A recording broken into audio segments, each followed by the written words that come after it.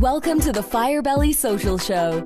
We're focused on talking to food and beverage brands that are on a mission to make the world better. Welcome to the Firebelly Social Show. I'm your host, Duncan Alney, where I talk to super cool founders of mission-driven food and beverage brands. So you know this is a thing we do. This episode is brought to you by Firebelly, a company I founded. At Firebelly, we make brands more likable and profitable. It's very simple. That's all we do. We make them likable and profitable on social media, 100% social media marketing. We were voted one of the top 10 social media marketing agencies in the world by Clutch. We've helped clients like Netflix, Qdoba, Fiji Water, Landmark, Winery, Justin Wines, and many others transform their strategies. So if you want to make your brand more likable and profitable, we're the people you should talk to. But listen, today I'm so excited because I have an amazing founder on our show, and her name is Jessica Hershfield. Jessica, please feel so welcome. Yeah, thank you.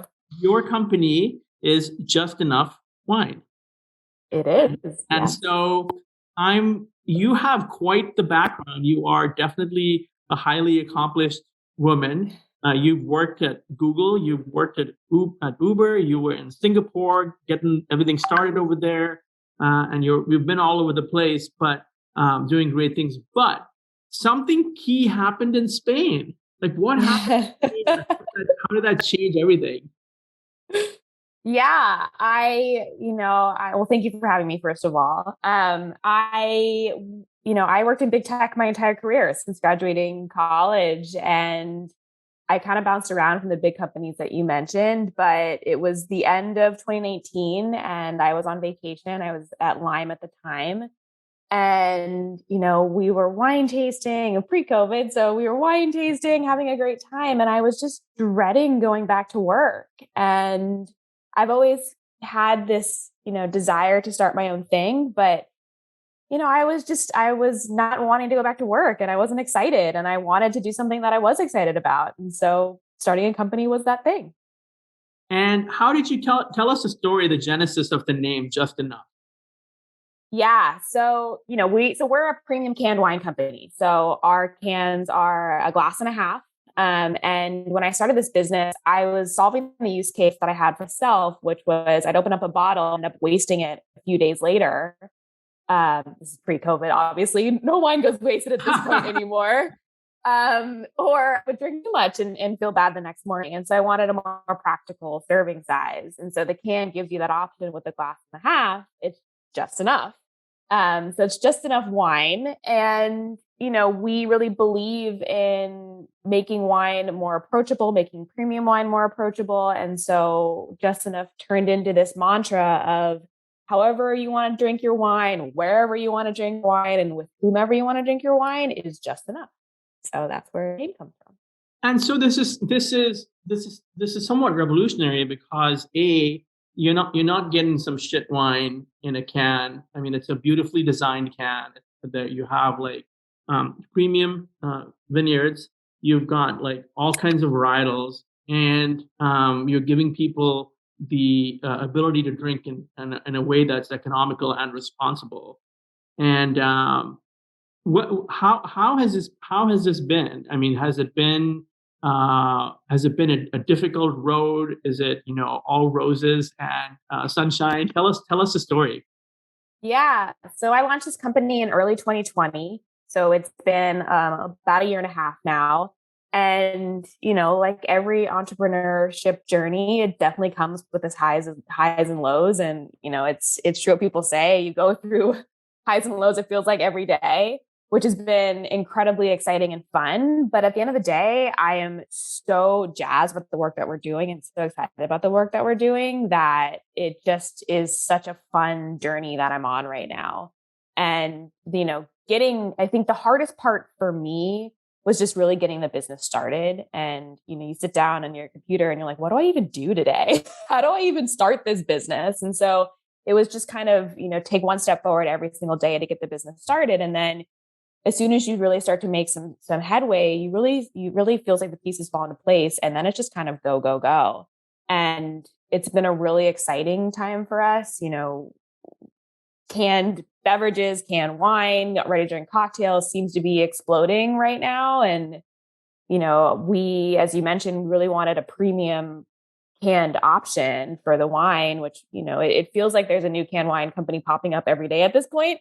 But fairly true to this day is that most of it tends to be lower quality wine. And I wanted a wine that I wanted to drink and I wanted to enjoy. And so wanting to put that high quality wine into the can is really what we went after. It's so interesting because I think when we were first talking, I told you that I was talking to Brandon Hall he's one of the founders and creative director at One Hope Wines, and up to Russ Jones from Hello Water. And then last week I was talking to Christina Appleton in LA, who has her own food company, and she does like these delicious little egg little muffin things, and they're gluten free and all very good for you. But it's interesting, the common thread, and this is with so many of the other people that we have on the show, the common thread is you saw something you wanted. You searched all over for it. You could not find it. And so instead of saying what most people would say, well, I'll settle, you were like, screw it. This doesn't exist. This is my vision. I'm going to go out and change the world and start it. Mm-hmm. Yeah. I mean, that's courage. That's so much courage. I'm so glad that you're making the world better. But where do you find the courage? Tell me the secrets. Yeah, it's a really great question. And I think for a very long time, I struggled with what I call imposter syndrome of, I can't do that. Who am I to believe that I can build something that's, a successful company? And I really think for a long time, I had this desire to start a business, but I wasn't in the right place mentally to do that. And I think I really do credit my experiences at a lot of the tech companies that I've been in the past to give me the confidence to know that I can do this today. And, I wasn't sure if it was going to work. And a lot of people called me crazy to go into a super antiquated business that, I think the running joke with the winery is if you want to make $1 million running a wine business, start with $10 million. And so it's just something that I saw a niche that I feel like is going to be a very successful market. The trends show that it's going to be one that's going to grow. And so I had the data to back it up. And I just thought this would be a fun journey, no matter what, if I'm successful or not. I would learn a ton, and I can always go back to the tech world if I wanted to, but I'll learn a ton and I'll really grow. And I think the opportunity here for it to be a successful business is really there. And so I took the leap.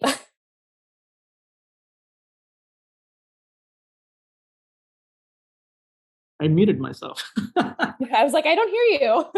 What a wonderful story, and one of like relentless passion. I was talking to a couple of friends about it, and the questions that came up, which I know you can answer, is how much instinct goes into it in terms of the tasting, right? Because I was reading that you guys have tasted and tasted and tasted till you got to where your vision is. And is there third-party analysis? Like what all goes into this?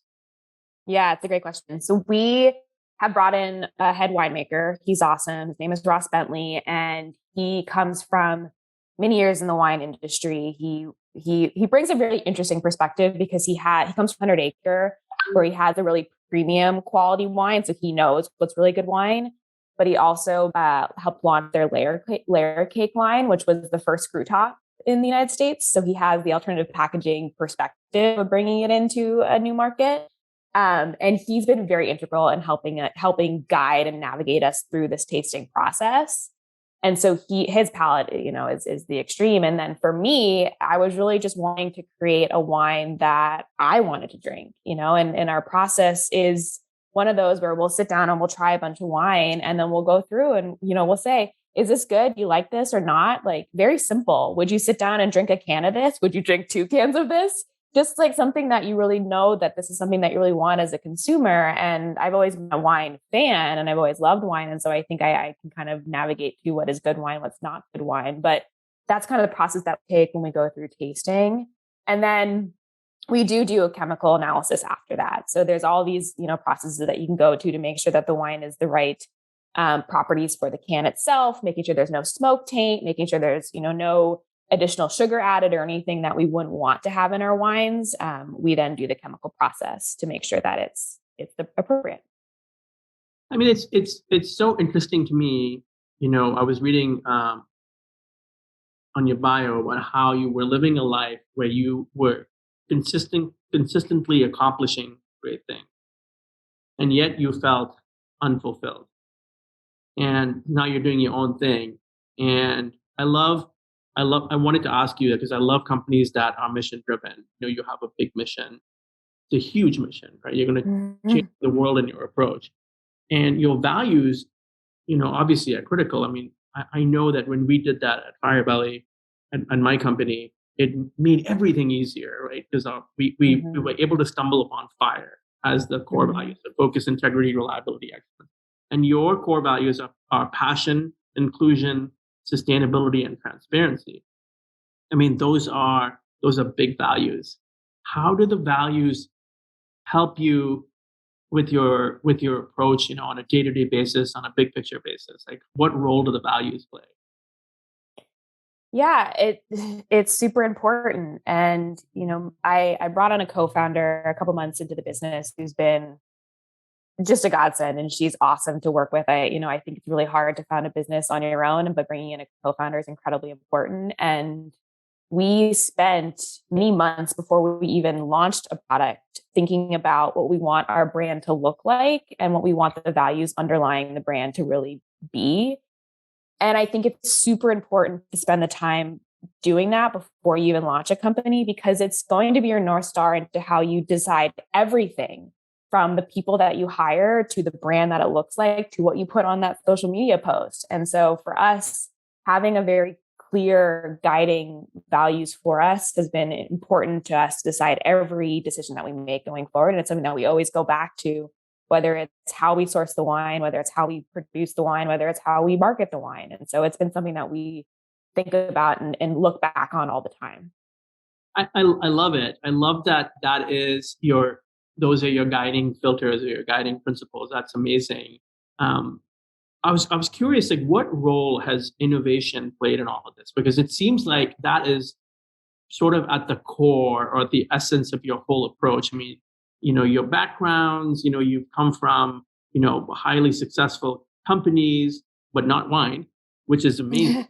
And then even, as you mentioned, Ross Bentley has a very varied experience in winemaking. I mean, it's like you've got like 7 people in one with Ross, right? He's been in all these different compliance and marketing and warehousing, all this different stuff. How important is innovation in your work? It's incredibly important. And I think in any founder role, whether it's in the wine industry or anything that you're going to end up doing, I think innovation is the most important thing for you to be able to take the step forward, because as a founder, you're going to wear so many different hats and take on so many different responsibilities that you need to be able to just take a problem and innovate right then and there and go to the next thing very quickly. There's not a lot of time for you to sit down and really think through all of the options and have this holistic plan at this point. It's really just being able to trust your gut and kind of go with what you think is the next step. And so I think innovation has been really important for me as a founder to be able to drive the business forward very quickly. But also, we're not the first canned wine company out there. There have been many canned wines before us. And I think in and of itself, canned wine is an innovation in the wine industry in general. The wine industry is very antiquated, very old school, and has a lot of really wonderful properties with it, but it hasn't been innovated in a very long time. And so I think just having canned wine as our basis of an innovation for our company, and then for us to innovate on a way where we think we can be the category leader in premium canned wine is where we want to position ourselves. That's going to be where our innovation really stands out. That's amazing.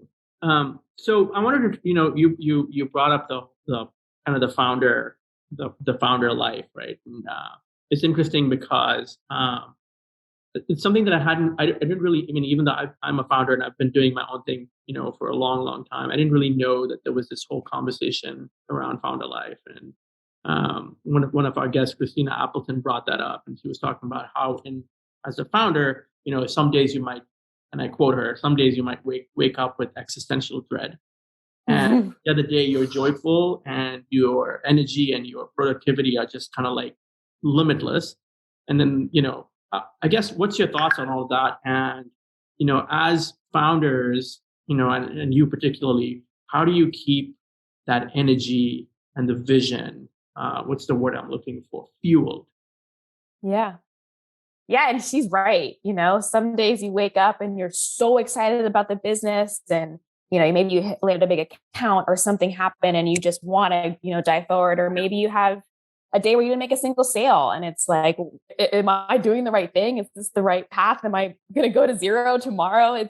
There's a lot of ups and downs. And I think it's really, I think for me, I do a couple of things. One is we really try to focus on the small wins all the time, not really, I think, as I mentioned, for me, this is a whole journey for me, right? Like, yes, if my company ends up being very successful and something happens where we get acquired or whatever, that will be a very great outcome, but it's not about the outcome. It's about the everyday journey and really enjoying the work that I'm doing every single day. I wanted to work for myself.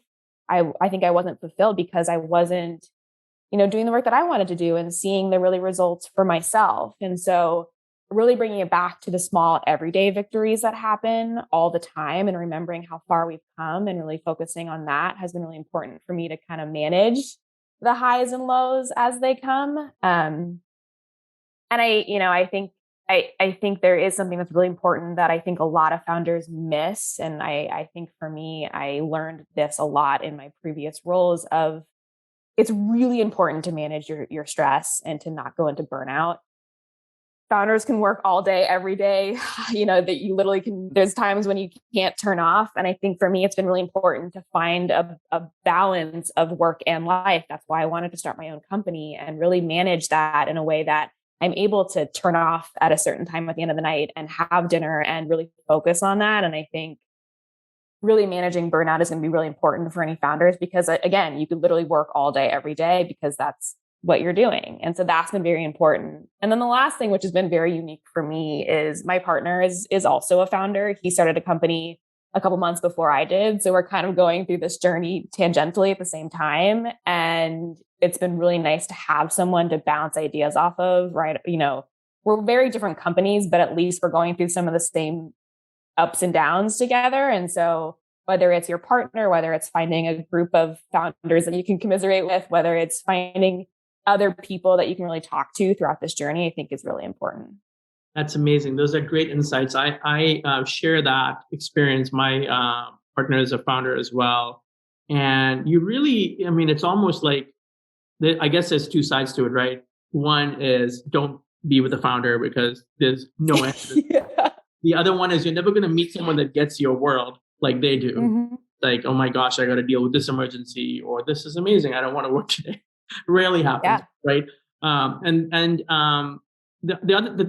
You make a great point because having a community around you, whether it's beverage people or other founders in other spaces, I find that it's all sort of applicable, and it's probably more directly applicable or relevant if it's a wine founder like yourself. But I think that is a huge part of our success as founders is being around people that get it, right? Yeah. You call the expert in HR, and you're going to spend $400 an hour, and you're going to get some canned answer. But you call another founder, and they know exactly what you're talking about, and it's an instant answer. So that's amazing. Thank you for sharing that. What would you say? What would you say to this question? What role, especially with, marketing is expensive. What role, and of course I live deep in the social media marketing world. Yeah. What role does social play with getting the word out? Yeah. You talked about it. One of our values is transparency. And I think social is really one of the only places, maybe email marketing or, a few other places where you really get to show who you are as a brand. And I think it's a really important touch point between ourselves and our customer to be able to show them, what we stand for, what we're doing, what we mean. And I think social is incredibly important to build that brand transparency and build that brand trust with your customers, whoever they are. And social is really hard. It's really hard to get right. It's really hard to compete in this world now where, you know, in our COVID world where literally every company has gone to digital.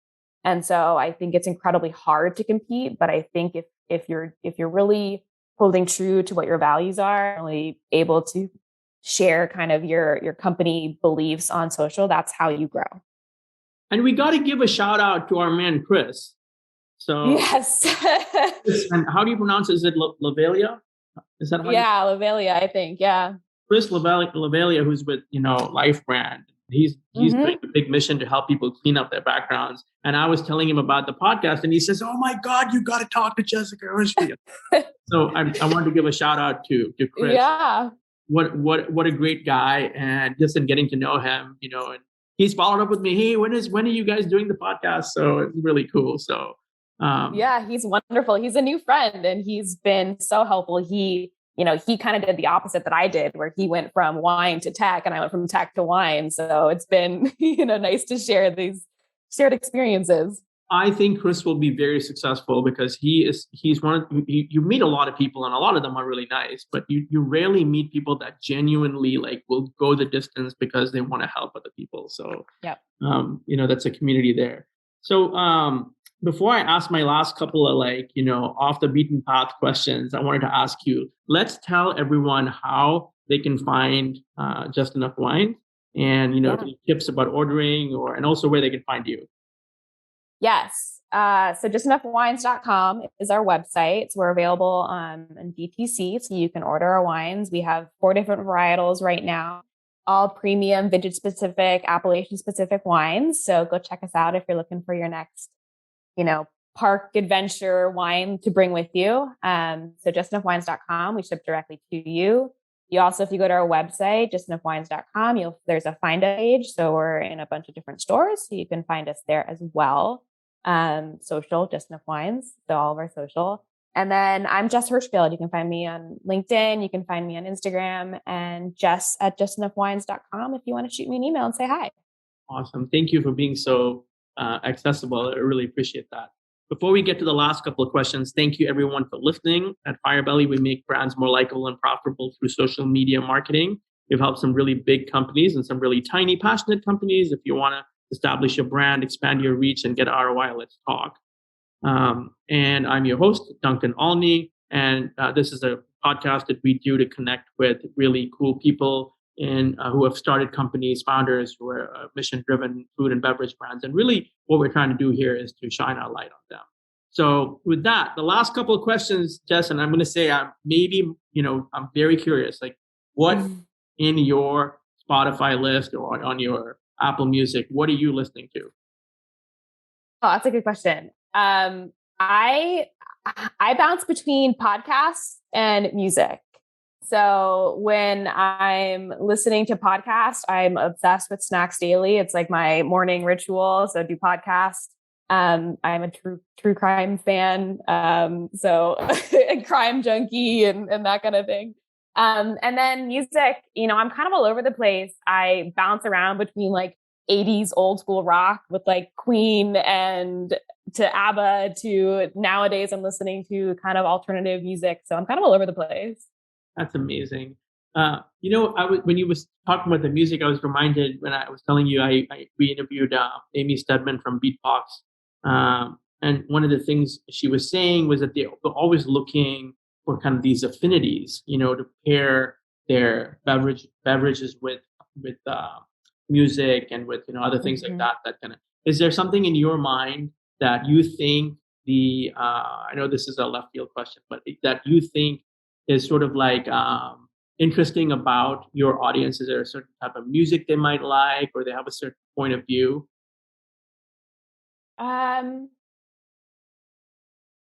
Yeah, I think to be totally honest, I haven't thought about it from the music perspective, but I think what is the benefit of having the can, I talked about the serving size, which is one of them, But even more so, I think you add in with the aluminum and the smaller packaging, the ability to like get up and go, I think is a common theme with a lot of our customers, whether they're picking it up and going to the beach, they're going to the park, they're bringing it on their boat, they're going on a hike, or the moms who are like bringing it to the Saturday soccer game because, that's kind of the experience, but it's like, you gotta have it, I get it.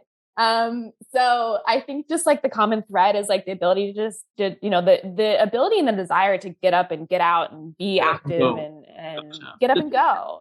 It's a get up and go. It's convenience. It's the sustainability piece, but it's also an early adopter. I mean, I would say probably still an early adopter, right? Yeah. Yeah. It's really interesting. I think sometimes I get in this world where, as I mentioned before, it feels like there's a new canned wine, something popping up every day at this point, but so often we'll go out to these tastings because I've never seen wine in a can. This is so cool. And so I think it's really remembering that this is still a product that hasn't seen a ton of adoption yet, and being excited about that and convincing people that canned wine can be really quality wine also. So you get both the get up and go and excited for new and fun adventures. Well, thank you for being on the show today, Jess, and really appreciate your generosity with your time and sharing all your opinions and your life, really. So really appreciate that. Thank you for making the world a better place. And, we wish you the best of luck. And to the listeners, we'll see you on the next one. Thanks for listening to the Firebelly Social Show. We'll see you again next time, and be sure to click subscribe to get future episodes.